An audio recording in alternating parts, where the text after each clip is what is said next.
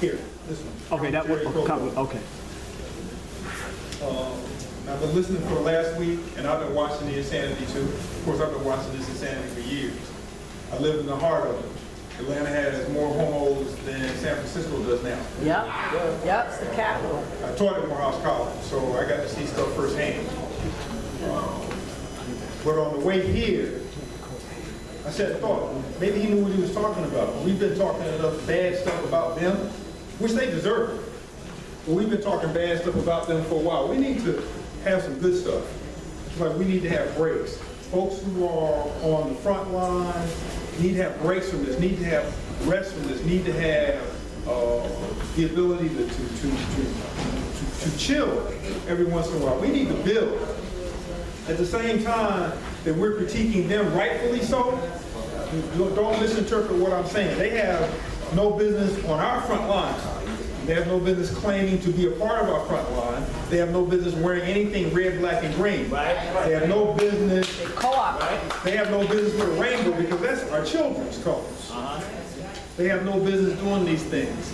And as I said many years ago, if you want to know where they're taking us, and this is what they don't want to talk about, and that's why you can't have these programs because of the fear. Yep. They don't want people to know what they're truly about. If you are looking at, or you want to really understand where we're going to be in another 15, 20 years, then you need to go back and look at the origins. People are at their best when they're in their classic societies. And we talk about classic Kemetic civilization. And we're talking about us when we were at our apex, if you will. We were at the best of who we are. When you talk about classic Greek society, when you talk about classic Roman society, you're talking about them at their best. That's why it's called classic. So if you want to know, and everything has a course. This isn't accidental. What's going on with our children is not accidental. The assault on our children in the schools is not accidental. The assault on our men and women in prison is not accidental. It's very important to understand what's going on with the women right now because women are being incarcerated at a faster rate than men are in our community.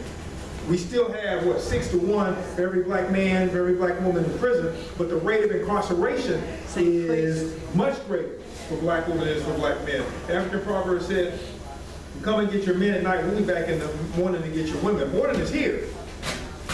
Morning is here. You need to understand the level of fear that exists in a people's mind or a group's mind to the point that they will not allow you to speak in a quote-unquote democracy. Well, you're not allowed to speak. I have to speak. They have to be allowed to speak. They are supposed to be in the center of the discussion. They're supposed to be controlling the discussion, but we can't say anything.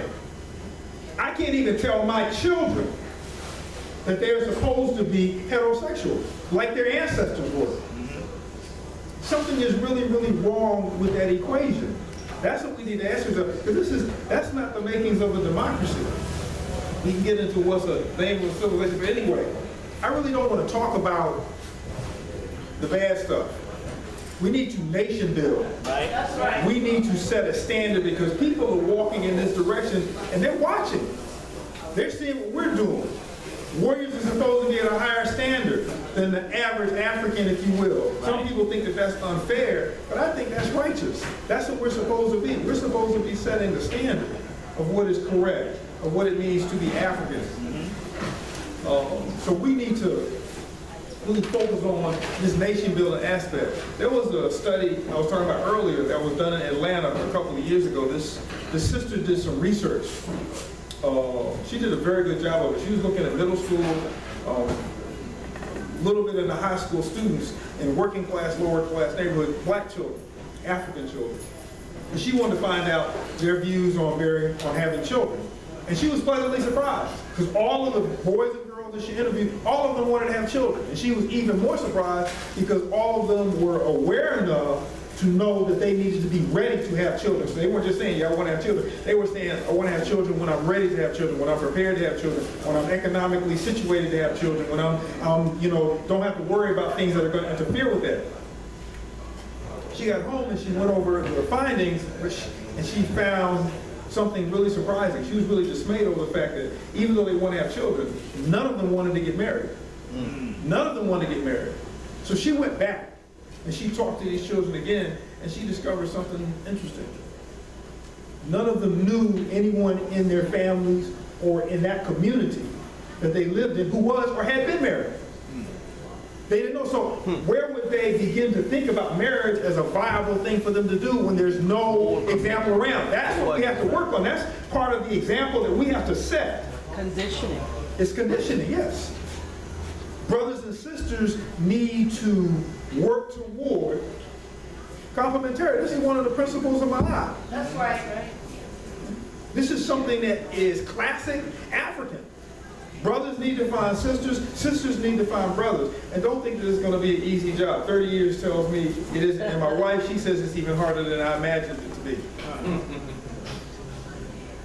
It's not going to be easy, but talking about this earlier, the ancestors aren't going to send you someplace where there's a job that you can't do. They're only going to send the best people to do the job. And if you have been courageous enough in this reality to choose to be African, in a completely and totally anti-African reality, both in our community and in theirs, that says something about your intestinal fortitude. That says something about your inner strength. That says something about the quality of your character as an African. So we need to be setting the standard in all of the areas, not just one, not just being able to protest, not being able just to raise our children. And yes, we do need to homeschool our children. And I'm not talking about charter schools. I'm talking about homeschooling and building independent institutions. I'm receiving money from them. Part of what I say is going to be compromised. Right, that's true. We're in the, I believe, 17th year of Aquaman Institute. We've never taken a penny from any European, any Negro, any organization affiliated with us. And I see no reason whatsoever why anybody else can't do the same thing. There are ways that you can do this. Yes, you have to work. Yes, you have to feed your children. Yes, you have to have a roof over your head. Yes, you have to get from point A to point B. And that's not what this discussion is about, but it is very possible to do that. When you want to, They haven't seen or heard. when you want to do something bad enough, To find them. I talk to the children about your brain being your employee. And we need to look at it like that. It does what you tell it to do. So if you tell your brain, everybody's heard this before, you tell your brain enough times that you're stupid, then your brain is going to find every single way it can to make you stupid. Right. It's going to give you your wish. It's going to do what you paid it to do. So if there's something that we want to do bad enough, if we want to educate our own children, if we want to defend our communities, if we want to keep our women and our men from being killed for absolutely no reason other than the color of their skin and the threat that they pose to the powers that be, then it's done. It's not it can be done, it's done. So the motivational speakers that I know, they don't talk about think about what you want to be. They don't say I want to be a doctor. They don't say you should say I want to be this. They tell you to say I am. Because that's instruction to your brain. That's instruction to your mind. And your mind will find a way to do what you want to do. Last point on that. Could you say that again, Lord, please? That's powerful. Your mind will find Your a mind way will to do exactly manifest. what it's been instructed to do. It's going to find a way. That's right. It's going to find a way. Yeah. Even if you don't want to go that way anymore, it's going to find a way. So we have to give it the instruction of success, of defense, of producing children, of finding a complement who's worthy of our time, who's worthy of our place on the front line.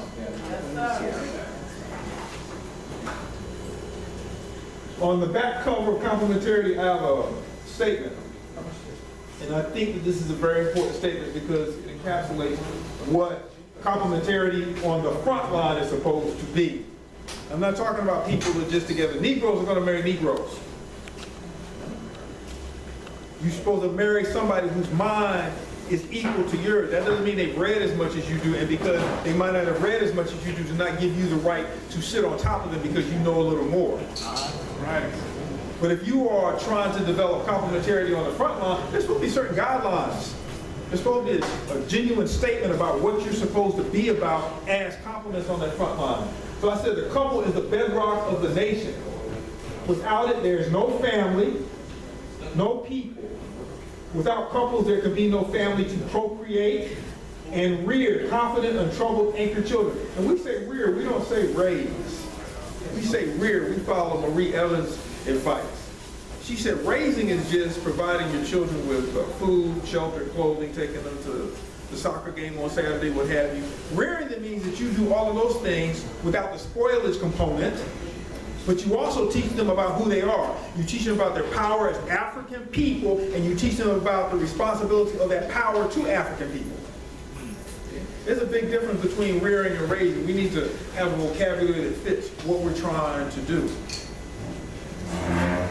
No viable, community-respecting generation can be born to continue the process of life, living, building, and defending without complementarity. African couples must be whole, individually and as one, because nobody's going to make you whole. If you're not already whole, you got issues already. They must be able to trust themselves and each other implicitly. And that is what makes it imperative that we carefully choose our mates for African reasons. We must choose with vision, for we are the vanguard. Our unions have purpose far greater than the wants or needs of either member individually or the couple together. We do not bemoan this privilege, and in fact, it is just the opposite. We are soldiers in love with forming beautiful families, rearing happy thinking children, building strong lasting communities, raising a mighty nation, and removing all enemies. Right? For African warrior scholar compliments, there is no other reason for being. However, for a second, we do have to step in the problem. Because we're at war.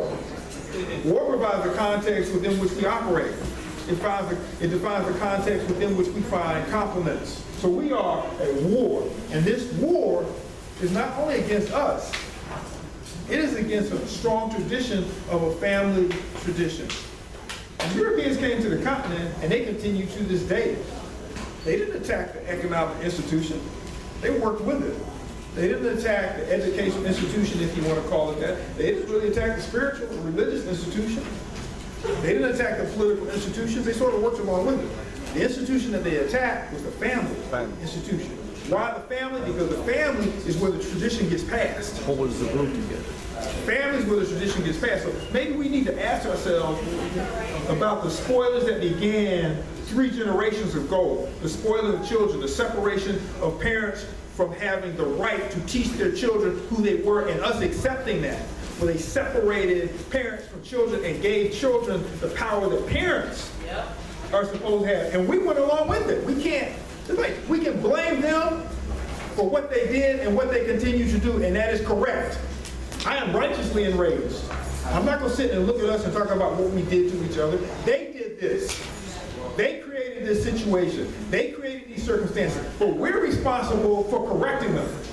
We're responsible for bringing ourselves up out of this. Nobody else. And if they took all the responsibility, it would not be correct. Because they're going to do it in such a way that it still benefits them. We have a responsibility to correct this. We have a responsibility to make this right. And we have to understand that the family was the main target. If you're going to, when I was trying to correct myself for a lot of stupidity in my life, drugs, alcohol, all kinds of stupid stuff, I sat down and I tried to figure out for myself how to solve this problem. And I came to the conclusion that you have to find, there's a theory in sociology called functionalism. And it's a way of assessing how people relate by who's connected to who. And the person who has the most connected is considered to be the most important person in the community. And the person who's next most connected is considered to be the second most important. And there's this rank ordering like that. So when I sat down, I said, okay, how am I going to solve that thing that was most connected to the other things and was the worst of the habits? And I attacked that habit. I left the other habits alone. I'm not even going to worry about that. I'm going to attack this habit. And I solved that problem, and it had a major impact on the rest of the problems. Prioritize. If the family institution is the major institution that is being attacked and destroyed for good reason, then that should be what we need to solve first. All the other problems are going to work themselves out in the meantime, because if you're trying to solve the family institution, automatically the military institution is going to kick in, because you know that you have to protect the children and the family. That's going to be automatic. So the center of the focus needs to be on the family. How are you going to carry on a revolution in African people, among African people, that's intergenerational, that has to go on for 10, 15, 20, 30 generations, and then when that's over, assuming that we've attained sovereignty by that time, have the mentality among our children that this has to be maintained and that we still have enemies. How are you going to do that if you don't have the family teaching the family correctly? If you don't have the family strong enough that it can do this and not worry about what anybody's saying? That's part of our problem now. We're worried about what everybody's saying about how we're rearing our children. We're concerned about them. We're concerned about family members. We're concerned about everybody except for the children. In fact, the children become the scapegoats. We're even using the children as a lie for us not to stand. Because we know that if our children are not raised the way other people want our children to be raised, they're not going to say anything to the children. They're coming after you. So you're not trying to protect your children, you're trying to protect you.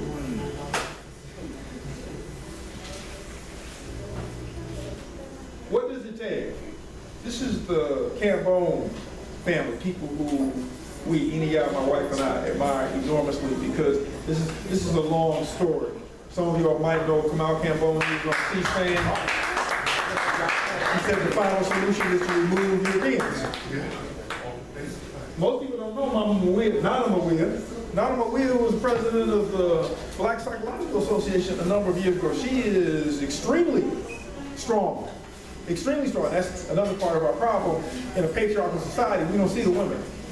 Right? We don't see the men. Even when we say, you know, the wife is by my side. No, we don't see it. We only see him. Most folks don't know. Nicolas is the administrator of Akabin Institute. I'm not the administrator. It's been her dream, her entire lifetime. She came from a place in Mississippi called Sharon, Mississippi. Dirt poor.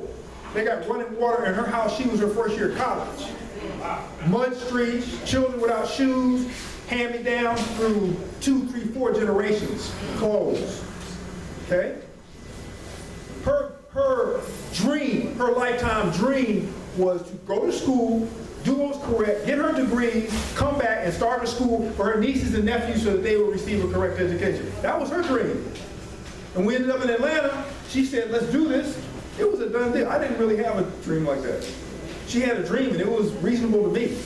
So, but most folks, when they call about Akabin, when they want to talk about Akabin, they want to talk to me. It's not my school. Technically, I'm a paid employee. Badly paid, but I'm a paid employee. In fact, we had a brother one time who came with his son, and he wanted to enroll him in Akabin. I said, well, you need to talk to Nicolas for the particulars. He couldn't do it. He couldn't do it. He couldn't talk to a woman. He couldn't talk to a woman at that level. Oh, I got lots of wonderful stories. I remember when I was teaching chess at an institution. I would bring my daughter, who I've been teaching chess to since she was 4. And we were sitting there with this boy and his father and his mother, who, I mean, it was like when somebody has been browbeat so bad, you can see it in their shoulders. So she came in with him and she sat down, sort of by herself, and he came over to the table and his son came over to the table. He said, well, I want to play you because I want to see if you're good enough to teach my son. And I'm like, okay, I got a fool here. I said, Adriel, you come and play him while I'm showing his son how to move the pieces. So she waxed him. You can imagine his expression. He said, oh, you know, that was a mistake. That was a boo-boo. He sat down, played another game. She waxed him. He took his family. Some of us can't take that. Some of us can't take that. But anyway, what does it take? You gotta sit and think, what does it take for, when you talk about building complementarity on the front line, African complementarity on the front line, what does it take for you as an individual to stand as a man or a woman on the front line? The assault to your senses, the assault to your being in this society. What does it take for you to do that? Then when you decide that you want to get together with another person who is on the front line, what does it take for you to do that? Because you know that the assault is going to be even greater. They fear African men. They fear African women unless I'm reading our story correctly, incorrectly. So imagine what they know about what happens when you put an African man and an African woman together. Both of them are strong. It's scared to death. And then you're going to be crazy enough in the midst of all of this to produce children who you're going to rear to be African. That takes a lot. That takes an enormous amount of power. We have to it's not an ego thing to me, and it's not an arrogant thing to me. We have to pat ourselves on the back sometimes for the work. You all need to give yourselves a round of applause for just being here. This is a choice. You didn't have to be here. This is a major statement. Most folks know of me or know me, and they don't want to be anywhere within gunshot of me. And sometimes we see that in their families or people who we have known who they will begin to shy away. And it's not necessarily because they have a problem with what we're saying. They know Europeans. They may not be able to say it, but they know Europeans. And they know Europeans will kill for nothing, and they don't want to be in the fallout.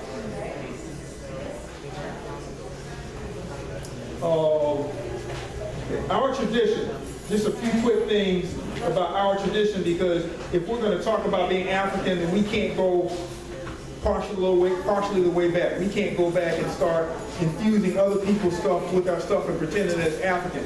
If you're going to go to the heart of something, if you're going to go to the roots, then you need to go all the way back. When you talk about religion or politics, whatever, you shouldn't be stopping halfway back. If you want to be authentically African, then you need to go back to authentic African times. Before European invasion, before Arab invasion. You need to go back and look at our traditions at that time to practice them so that you can claim to be African, so that you can be our ancestors. In our tradition, we didn't say opposites attract. We say complements attract. And this is not only supposed to be a discussion, it's supposed to be a discussion of what we need to do. If you're looking for a compliment, if you're earnestly looking for a compliment, then the first thing that you need to do is look at yourself and see what you're bad at. To see what you're not good at. This is, even though it shouldn't be a systematic, take a piece of paper and write this down and show this other person what you're looking for. It shouldn't be that technical, it shouldn't be that formal. But you should do a self-assessment. You should do a self-assessment because you are looking for a compliment. Somebody who is good at what you're not good at, so that you can become better as one. I'm not good with money. You give me money, what's today, Sunday? Tuesday it'll be gone. You give me money, I'm going to spend it. My father was exactly the same way. And I didn't understand that as a child. I wasn't supposed to understand that as a child. It's none of my business. But I always wondered. My mother was a homemaker, and she sewed, and she babysat, she sold Tupperware, she did a whole bunch of other things. I didn't know any black folks who didn't have at least 3 jobs when I was coming up. But she was primarily at home, educating us, making us thinkers. My father went to work every day. He was career Army. Went to work every day, and every 2 weeks he'd come home, and this is the part I didn't understand. He would come home and he would give her his check. And I'm like, okay, he went to the job. Why is he giving her his check? And then she gives him an allowance every week. You know, I'm a little boy, my head is really getting messed up. I understood later. She was able to pay off a 20-year mortgage in 11 years. She went down to the dealership and bought him a brand new Volkswagen Super Beetle cash. They sold the house, moved to Dothan, Alabama, where they are from, bought like 4 acres of land, had a house built on the land. Wow. White folks hated it, most beautiful house in the area. She knew how to handle money, and there was nothing that he ever wanted, nothing that he ever needed, that she wasn't able to say, here. That's the same thing in my house now. I bring home money, I give it to her. Folks trip out here when I joke about it and say, don't give me, give the money to her, because it's gone. But everything that I need, I have. And most of the things that I want, I have. And there should be a limit on you getting the things that you want. But most of the things that I want, I have. Everything that I need, I have. I haven't had a day of want, period. But I know that if I was receiving the money, there would be lots of days of want. When I was in grad school, my parents had to send me care packages of food, boxes, because I would spend the money that I got for my scholarship within a week. She'd have food for the month. She'd be fine. I'd be begging her for hot dogs. So we need to assess what we're bad at and look for somebody who is good at that. I don't think anything is wrong with that. My mother sent me this thing and said, half of being smart is knowing what you're dumb at. Most of us don't know what we're dumb at. Okay? Most of us think that we're smart at everything, or we pretend to be. And we have to rule over other people so they don't see how dumb we really are. Commitment priority. When you are looking for a compliment, and even after that, but particularly when you're looking for a compliment, This is not a dating situation. You're looking for somebody who you want to marry. You're not looking for games, you're not looking to play, you're looking for commitment. And that other person's supposed to be looking for commitment also. Commitment is what we have to build. That's part of our tradition. You're looking for true commitment. And when you find commitment, you can roll. You can seriously roll. In our tradition, families marry. Not just individuals. Families marry. I'm sure everybody's heard that before. Families marry. We are a communal people. We have to talk about things like trust and why that was so important for us as a people. Character and why that was so important for us as a people, as a communal people. As a socialist, not this European socialist nonsense, but as a socialist people whose priority was on everybody receiving what they're supposed to have. So we married, families married. In fact, really you can look at it and say, well, the man and woman getting married, that was just sort of part of the ceremony or a show for these two families to come together so that they could build.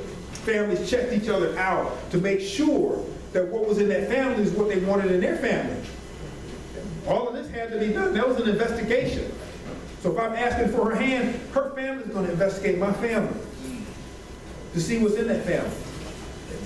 Through the spoilage, through the individualism, this extreme individualism in the West, the family doesn't have any say, doesn't have any participation, is not involved at all. Like the family doesn't know anything. Like elders, Family out of your business. keep the family out of your business. Like elders don't know what they're talking about. I can't imagine anybody better if we were to go to that. If we thought like Africans, this would probably be one of our priorities. Asking the elder who you should marry. An elder who has been brought up in the community and knows these people as they were reared. They should know who fits together better than anybody else. I suspect strongly that there will be less than 60-some% divorce in our community. And especially if we understood that love is not something, we're going to talk about that in a second, but love is not something that's supposed to be really the basis of marriage. That develops with time. Most of us, when we get married or get with someone, we have no idea what love is. We get this emotional, what have you, sweat. That's not love, that's your physiology. Love is when you've been with this person long enough to know that they will kill, that they will die for you, that they will live for you. That's when you know that you love. Other than that, you're still questioning. We are a family, child-centered people. There is nothing more important in the African tradition than our family. There is nothing more important in our African tradition than our children. If you want to know where you're at, I ask folks to define civilization.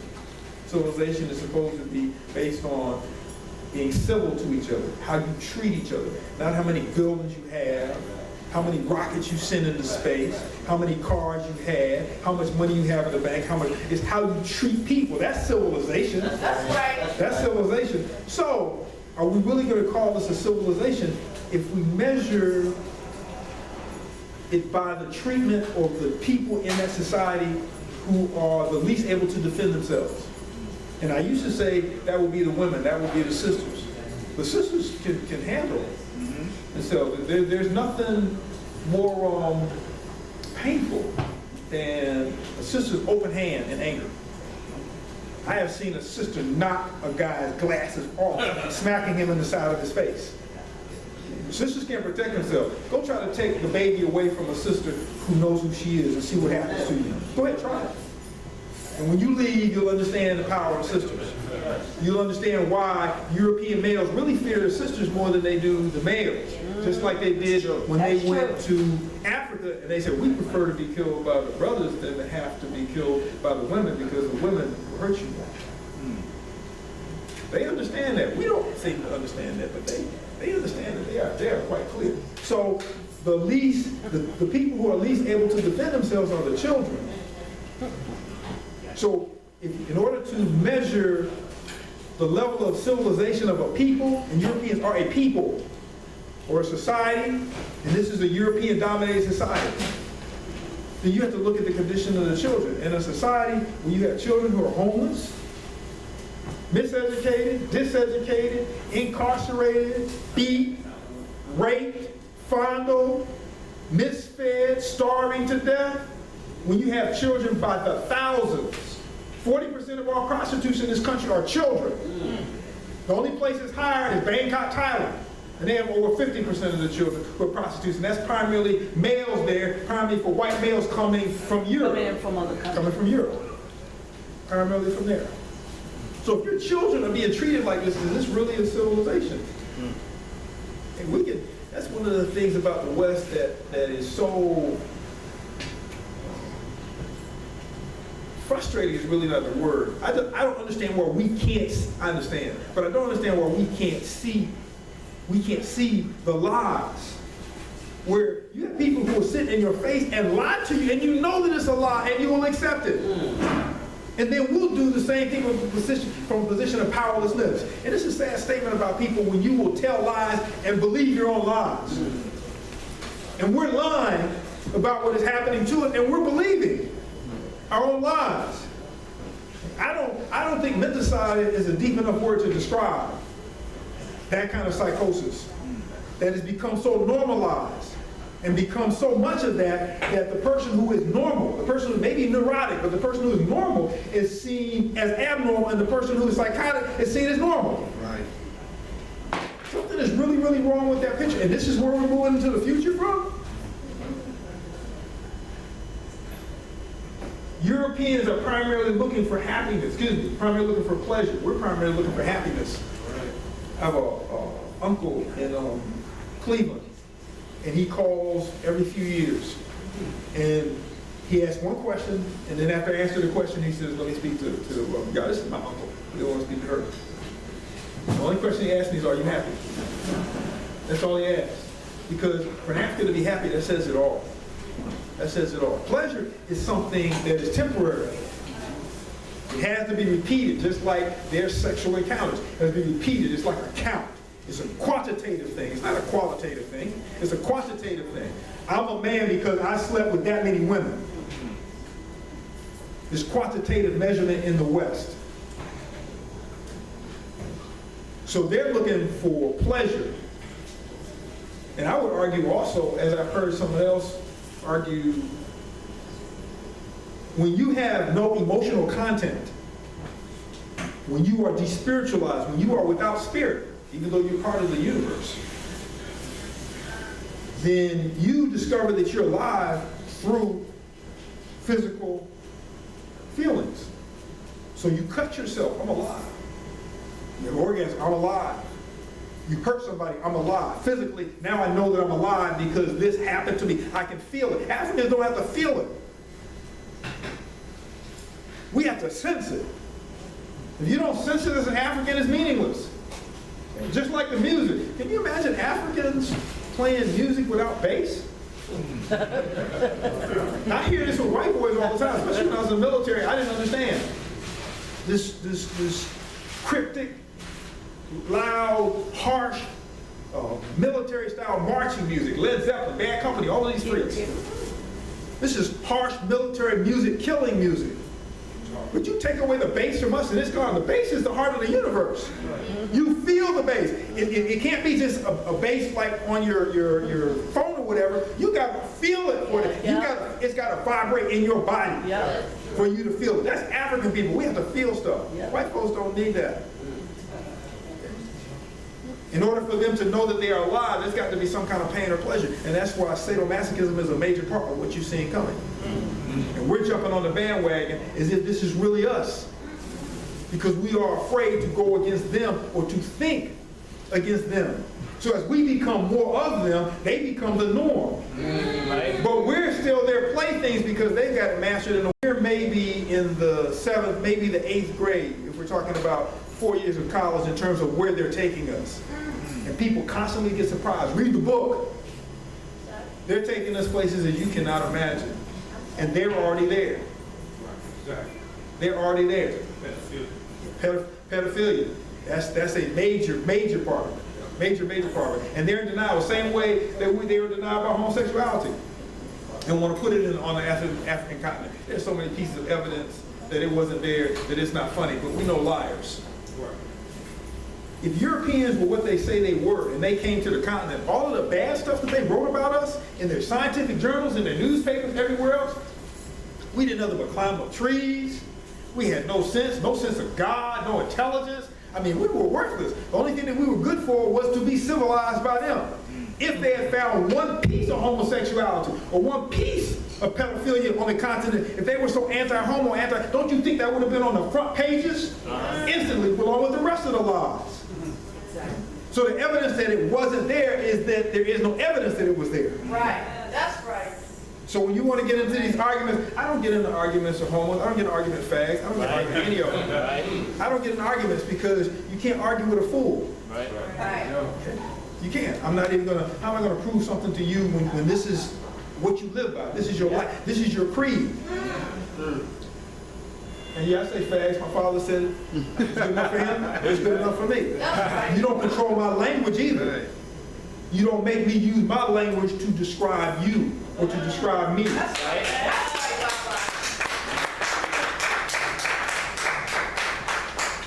Sex as an expression or an extension of love is the African tradition.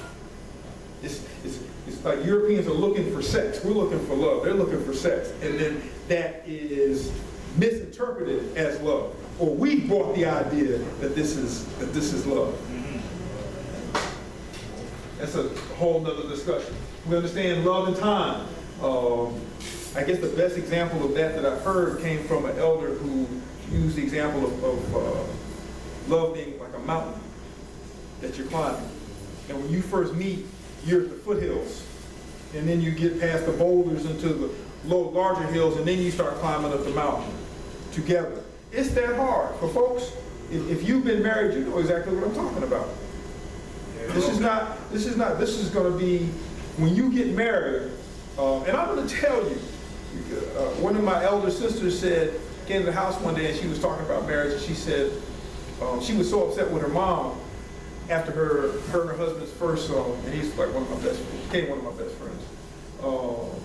She was so upset with her mother after their first fight. She went to see her mom. Why didn't you tell me that this was going to be like this? Why didn't you tell me, blah, blah, blah? She said, because if I told you, you never got married. We have to understand how difficult this is. I don't think anything produces better character, and I think that's one of the main reasons why they have dissuaded us from it. There's nothing I can imagine in my almost 60 years of life that has had the capability of creating a better character in means of marriage. Job, education, money, family. Nothing outside of marriage, because you are in an intimate relationship with this one person who is not you, who doesn't see things the way that you do, who doesn't think the way that you do, who doesn't necessarily appreciate everything the way that you do. And you have to get along with this person so that you all can build together. And this is every day. Enia and I have been in the same space for 30 years. We met in graduate school in the same housing. We stayed essentially in the same room for the entire time we were at the University of Chicago. We moved to Morehouse, living in the same house, teaching in the same buildings at Morehouse. We started Aquabet. I'm with her 24/7 since I met her, almost. Wow.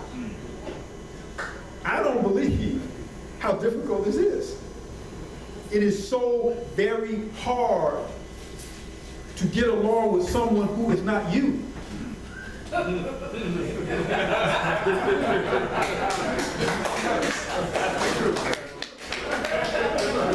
But after a while,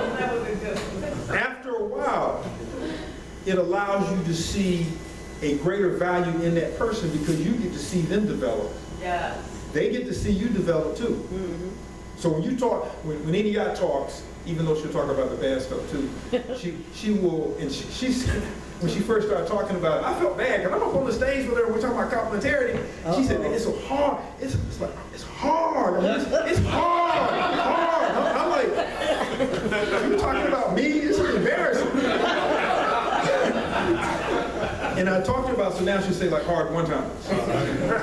But I understood exactly what she was saying. And she understood exactly what she said. This is not, it's not easy. It's not easy because you have to compromise. And how do you develop character? You develop character through struggle, through sacrifice. Mm-hmm. And when you're married to somebody, then you are continuously sacrificing. Just like they're continually sacrificing too, for you. And that develops character. That makes you stronger. And I said, after time, then you start to see you really start to see the strength in that person. Strength that you didn't know before, didn't know existed. And that's when the love kicks in. Because you know that that person will die for you. Just like that person is now living for you. We don't need to talk about that. Policies of complementarity. For me, rules. Rules, frontline rules. The two of you, the man and the woman, the two of you have to agree, know your enemy. Right? Okay, you can't have, you cannot have you understanding that the African is no involvement with Euros, homos, promos, or Negroes, and she's got some white friends. Right? That's not going to work. In time, Eni and I have been counseling people now for about 4 years, and we're not professional degreed anything in counseling. It's just from personal experience. And we've seen people come apart because of this. Because you continue to grow, and he or she is still stuck there.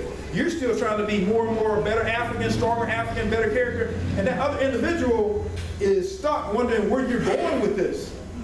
I didn't get married with you to go there. I thought we were, had this down pat. So the politics have to be the same. I've seen a number of divorces, even among elders in the conscious community, because one of them wasn't on the same plane, and they didn't change. So your politics have to be the same. Your politics have to be the same. Like I said, Negroes marry Negroes for good reason. If a Negro marries a warrior, it's because that Negro expects to be able to change that warrior's power to reflect being a Negro. They're not going to change into a warrior. They're too afraid. Right? And to believe in rearing African children. And if you encounter somebody who says, I do not want to have any children, you need to take your business someplace else. Because that person's not African. It's not in the sense of understanding what's going on. Unless they can explain to you why, and it's an African reason why. Also, humbly accept the worker role. Which we're going to talk about a little bit later, but you have to humbly, this is what I'm supposed to do. Something needs to be done in the house, you do it. Which is part of it. I don't think I'm going to talk about that later, but I like to think about this in terms of division of labor, where knowing what she's good at, knowing what you're good at, and I'm saying she because I'm not a she, knowing what she's good at, knowing what you're good at, allows you to take the responsibilities of the home and handle it. So I'm good at cleaning stuff. I like stuff clean. I like stuff to shine. So even though we never spoke about that, the bathroom domain is mine. The kitchen floor, cabinets, counter, table, that's mine. Order in the house, that's mine. I maintain order in the house. I empty the trash cans. I do all the rest of that, okay? But she can throw that in the kitchen. She can cook. Okay? I can feed myself, but no, she can cook. Okay? When it comes to clothes, washing, folding, I can wash and fold, but she can do it so easily. It's not difficult for her to do that. She has it down to a science. When it comes to teaching, most of that is in her domain because that's something that she loves. She loves to do that. So I let her have those 3 days out of the week, and I only get 2. You have to have division, you have to have that serious division of labor where you know who's good at what, or you find out who's good at what, and you let that person do that. You let that person get it. When it comes to what we're supposed to know in the community, my area, social science and science. Her area, language arts, math, spirituality. So when I have a question about spirituality, I'm not going to assume I know. I'm going to go ask her. And we have to ask in a way that indicates that this person is the expert on this in the house. And when she comes to ask me about security is my area. So when I have something to do with security, then the questions come to me. Or me saying that something needs to be a certain way is not questioned. There may be a discussion about it, but because that's my domain, then it's left alone. Because the assumption is, oh, he knows what he's doing. Okay, I don't understand, but you do what you're doing. Right. Okay. We have to have those domains, those areas where we respect each other's expertise. There's not going to be one expert and then somebody who's sort of following around. If you got somebody who's just following you around, then you need to find you somebody else. Because that means that you're carrying the load and probably carrying it solidly because it's a two-person job. And we must prize a victorious vision. And I gotta go back for a second to my thing. We must prize a victorious vision. You've got to know that you're winning. That's the instruction to the brain. I used to say in the community, when elders would say, yeah, you're doing a good job. This is nice. I say, yeah, we're trying. I said, no, you're not trying, you're doing. I was corrected on that enough, so I don't say we're trying anymore. You have to be saying it to yourself. No, we're doing it. You might not see how well you're doing, but as long as you're moving in that direction, you're moving away from insanity. That's right. As long as you're moving there, you're doing good. And it's not you're not really in a position to measure how fast you come anyway. You just go. You do what's righteous. You do what's correct. You don't think about it. You just do what is right. I wanted to quickly, I don't think I have any before this. No, I don't. It took me, this took like a day and a half to get these pictures around these slides. My hand was hurting from the mouse, trying to shrink them and put them and position them and all the rest of this. So I'm really proud. I'm gonna brag on my